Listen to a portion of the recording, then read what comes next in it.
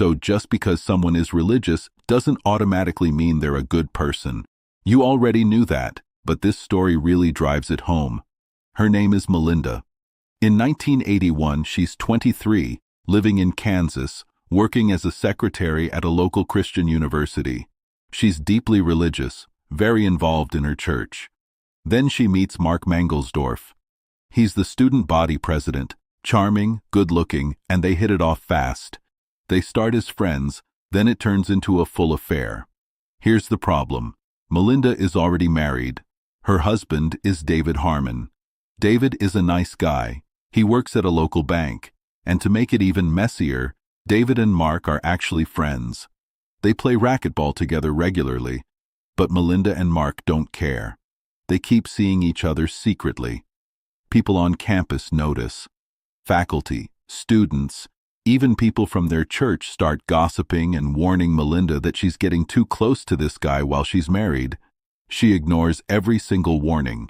Over time, her feelings for Mark grow stronger. She's tired of sneaking around. She's tired of her marriage. She wants to be with Mark full-time. But divorce? In her strict religious community, that's basically forbidden. It would bring massive shame to her and her family. So instead of filing for divorce, Melinda comes to a horrifying conclusion.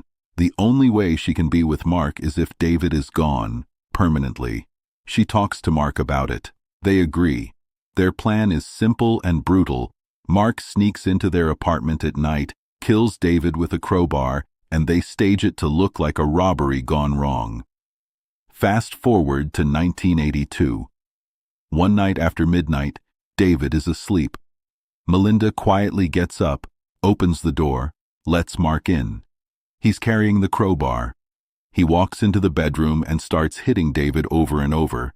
David doesn't survive. Now to sell their bullshit robbery gone wrong story, they need Melinda to look like a victim too. So Mangelsdorf takes the crowbar and, pow! He hits her in the face with it. So now she has a bruise on her face, and she can say that the robber attacked her too. Then Mangelsdorf leaves. About an hour later, Melinda runs to her neighbor's apartment screaming for help, pretending to be all panicked. And she tells them that they've been robbed and to call 911. And so soon, the police arrive and they question Melinda, and she lies to them and tells them this whole elaborate nonsense story that she and Mangelsdorf came up with. That she woke up in the middle of the night, and two mysterious black men were inside her apartment, and they were attacking David, and that they were demanding that he give them the keys to his workplace, the local bank, and that then one of the robbers started beating David so badly that the other robber even warned him that he might have gone too far, like, "Hey man, take it easy." And then she says, after they were done beating him, they demanded the bank keys, and Melinda decided to hand them over. And after that, she says that they hit her in the face, knocking her unconscious. And she woke up about an hour later, and that is when she ran out looking for help. And so, police hear her story, and I guess they believe her. They even go as far as setting up a stakeout at the bank David works at, hoping that these two mysterious black men robbers will show up. But of course, the robbers don't show up because they don't fucking exist. Anyway then, during police's investigation, something unexpected happens. Police use canine unit dogs to track the scent of David's blood trail, and the dogs lead them all the way over to a random dumpster. A dumpster outside Mangelsdorf's apartment. But unfortunately, this dumpster has already been emptied, so police don't know if there was any evidence in it. But now the police start getting suspicious of Mangelsdorf because, remember, he and David were friends.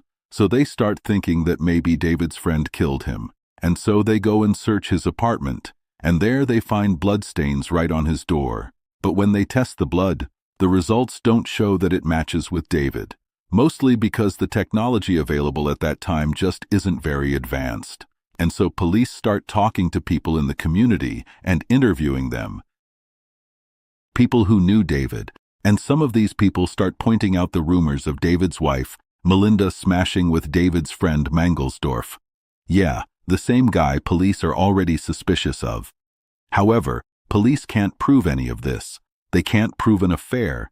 They can't prove that these two murdered anyone. And with little to no evidence, the case eventually goes cold. And now, Interestingly enough, after the murder, Mangelsdorf and Melinda, they aren't feeling too good about all this. They both actually feel really guilty. As they should. In fact, they feel so guilty that after David's funeral, they break up and completely cut off contact with one another. So then what? What was the point of all that murder they were doing? Anyway, then Melinda ends up moving away to Ohio while Mangelsdorf stays in Kansas. And he continues with his studies, and he eventually goes on to Harvard Business School. So good for him, I guess. Anyway, so it looks like these two have completely gotten away with murder. Until 19 years go by, and it's now 2001.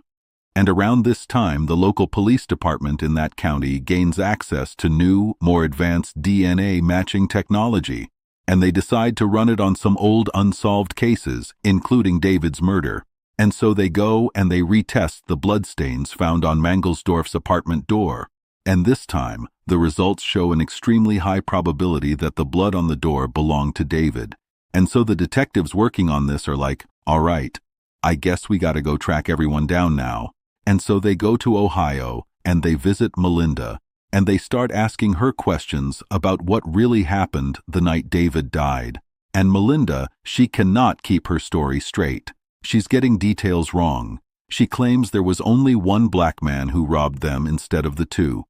Now, eventually, pretty quickly, she cracks, and she admits that it was actually Mangelsdorf who was the intruder. And then immediately, she starts trying to cut a deal with the detectives in exchange for her cooperation. And so now these detectives know that something is very wrong, because, guilty people don't usually try to cut a deal before charges are even filed anyway. And so bam, they arrest her. Here's her mugshot. And then they track down Mangelsdorf, and bam, they arrest him too. Here's his mugshot. And ultimately, they both takes a plea deal and get sentenced to a minimum of 10 years and a maximum of 20 years in prison.